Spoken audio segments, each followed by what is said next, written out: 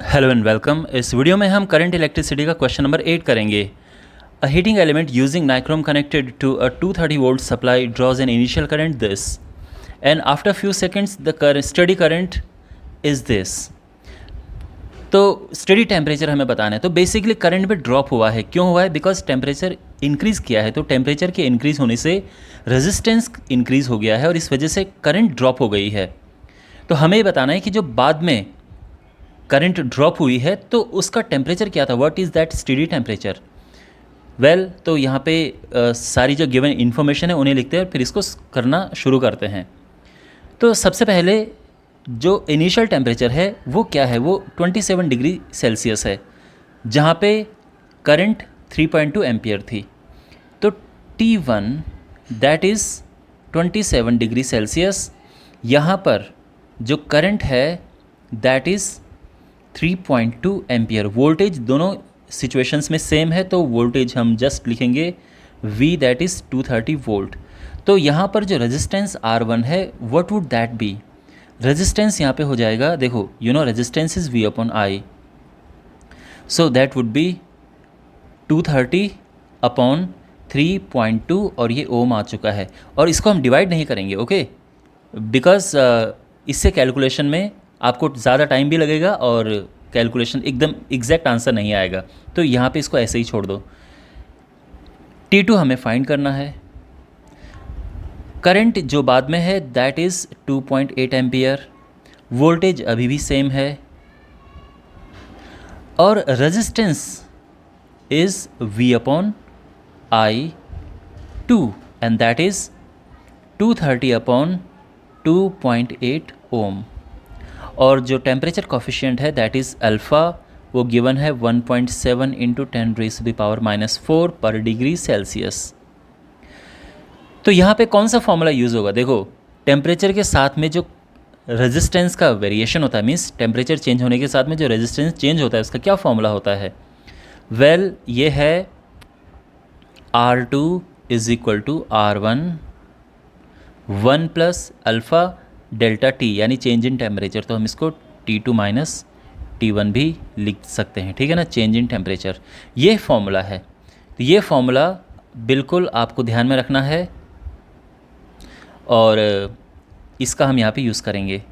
तो जो given information है यहाँ पे वन बाय वन रखते हैं। तो सबसे पहले R2 that is 230 upon 2.8, R1 230 upon 3.2, 1 plus alpha that is 1.7 into 10⁻⁻⁴।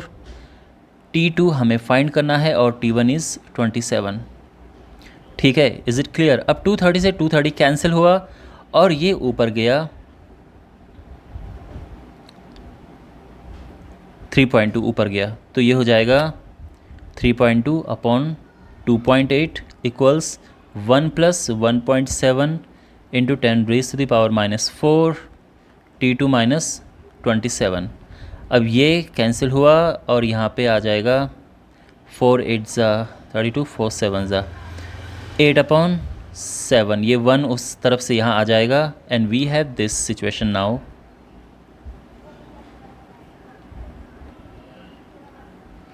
Okay, यहाँ तक सब क्लियर है? वेल, अब हम इसे सब्ट्रैक्ट करेंगे 8 upon 7 minus 1, so that is 1 upon 7 और साथ में इसे भी नीचे लेके आ जाते हैं और राइट हैंड साइड में हमारे पास है T2 माइनस 27। अब 10⁻⁻⁴ को ऊपर लेके जाएंगे तो 10 की पावर 4 हो जाएगा, जिसको कि हम अभी एक्सपेंड करके लिखेंगे, ठीक है। और ये है T2 माइनस 27।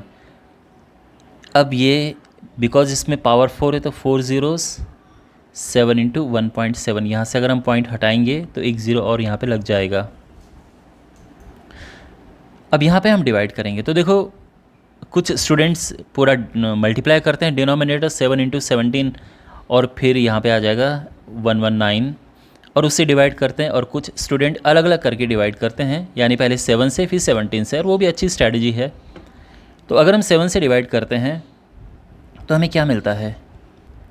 1 4 285.7, ठीक है ना, इतना छोड़ देते हैं।